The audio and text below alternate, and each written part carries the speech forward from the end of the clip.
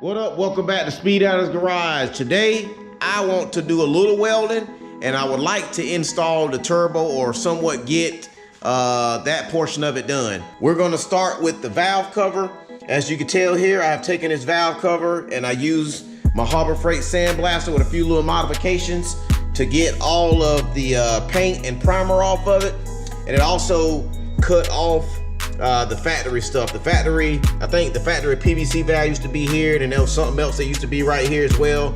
Most cats use this to go to their catch cans.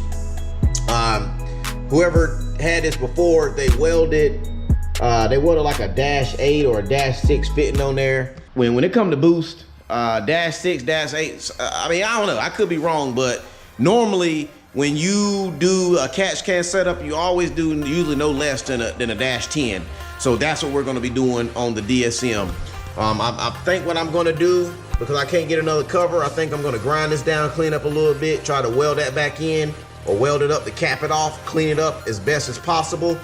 And then what I'm thinking, we're gonna do a fitting here and a fitting here, or we may just do 2 fittings in the front.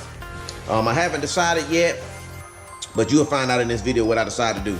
So one of the things that actually 2 of the things we need to get this job done, we needed some -10 and weld-on bungs, which I basically got these off my favorite store, eBay. Bought 2 of these for I think under 10 bucks for the pair.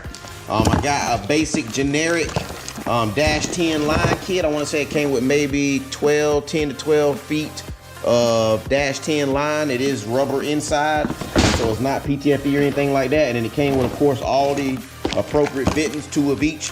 So we got 2 45s, 2 straights, and then it came with this nice, cute little, like, keep both of your hoses together and keep it kind of clean look. So let me show you the thought process that I'm having as far as welding these catch cans on and how I want my line routing to look as far as going from the valve cover to the catch can. Matter of fact, let me show you the catch can real quick. Wow, there we go. We promoting China over here. It's the same catch can we use on Jose's and the same catch can we used on Adam Super. Kind of gonna have to figure out where we want to mount this. Let's go ahead and get started on what we're gonna do and kind of get a visual, because I'm a visual type of person on how I want my stuff to be looking and set up. So far, I'm kind of liking this general area. I kind of wanted it to possibly go there, but I don't know, it just don't look right. I kind of wanted to go here, but I want to make sure that I take in consideration of the AC lines. I do have the lines, I just need to hook them up, but I do want to put AC back on this deal. So I don't know, I think somewhere right there might look good. I may have to make a bracket to kind of hang it off. I can't go there because it's gonna be too high. I think I'm gonna do something over here. So let's see if we can figure out how we want to do this, whether we want to do a 45, a 90, if we want to kind of run it off the front. Let's see what this look like. So the first option is something like this. Maybe with more of like an angle at the top so it won't sit so far on the bottom. That's an option. Just have to make sure that we clear the hood. But the only problem with that is if I decide to make a manifold, I think that's gonna get in the way. So I don't like that option. That option is on Hondas. Put a couple pictures here, it do look good. But I don't think I wanna do that. Option 2, reuse that location there, put a 45 on it, and then do the same thing right here. Let me try a 45 in a straight. All right, so definitely a straight is gonna look ugly. I don't know, man. Unless I do a 90 here and a 45 there.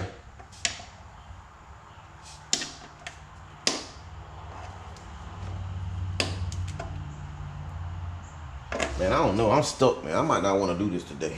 All right, fam, I think All right, fam, I think I figured it out. 45 coming up like this is too high. It's gonna touch the hood. So I got to keep everything at least below them cam gears. Me doing the 45, I don't think I can make that happen.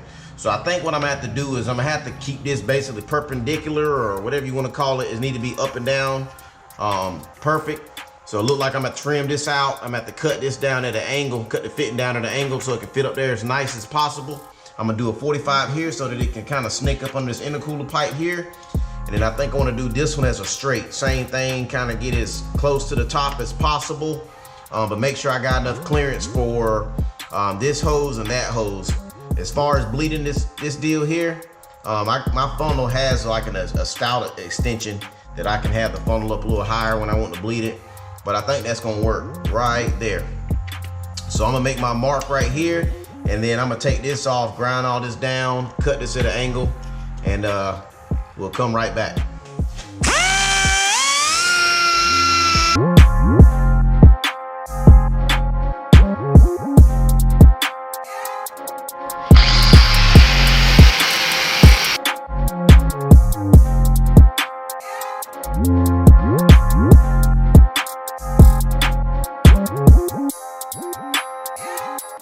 All right, fellas, so far I got one of the dash 10s welded into place. This one here, the hole was busted back too far. When I cut this fitting to fit, there was too big of a gap. So the good thing about aluminum, I'm able to build this up. I can hit it with the flat disc to grind it back out, drill in the middle of it. That'll close up my gap. Then I can weld this to this. And then the hole in the back, of course, it looks like trash. But I put enough material on there to basically shape it back the way I want. When I first started welding this thing was gross, which makes sense because this is originally where the oil was coming out into the catch can that came in the car. So we're gonna clean that up and see if we can get that looking somewhat like this piece over here.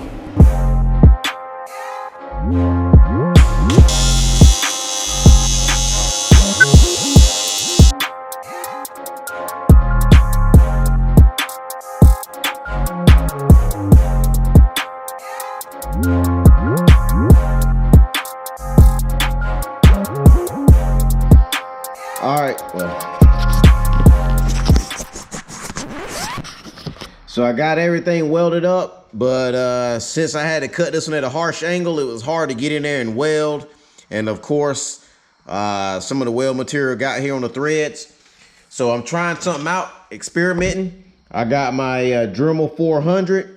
I got my little Dremel kit that I got for Father's Day. And I want to say this is like a jewelry file. It's just thin enough that basically I can carefully go in here and cut these grooves out, and so far it's working. I got one last groove that I got to cut out at the backside, and I think we might be good.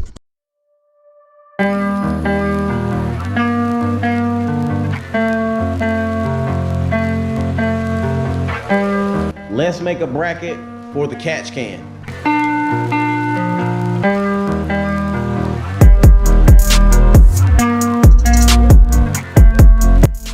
Found what looks like a pallet bushing. Let's see if it's too long.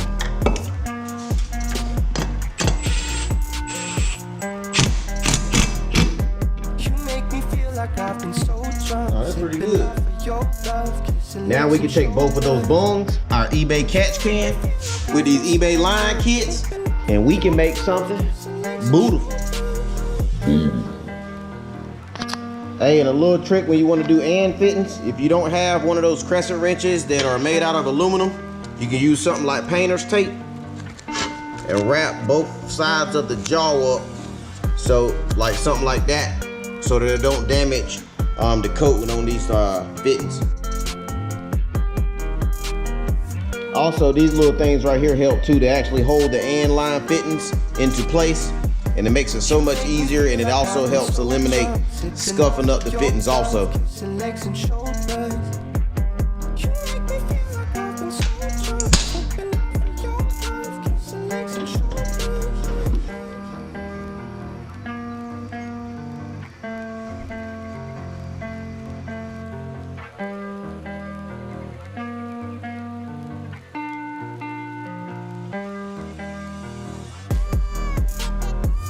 Then the icing on the cake is I can use this little bracket that came with the kit, and I can find a central location to join these two together. Of course, I'm not gonna be able to do it like that, but all I have to do is take this Allen out, wrap it around there, tighten it up, and we're good to go.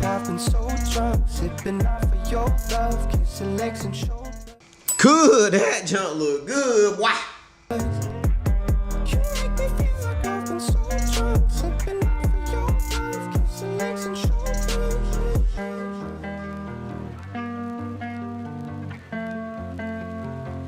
So the last and final thing we need to do before we wrap up our catch can and valve cover ventilation setup is we need to hit this with a color other than bright polished aluminum. So just this quick, it's gonna go from this to that stone black from Prismatic Powders. All right, guys, that's gonna wrap up this episode. We got the catch can mounted up, we made our lines, we welded our bungs onto our valve cover, and then we topped everything off with powder coating the valve cover, Prismatic Powders Stone Black. So on the next episode, we're gonna do some turbo and manifold stuff on the DSM. Check you later.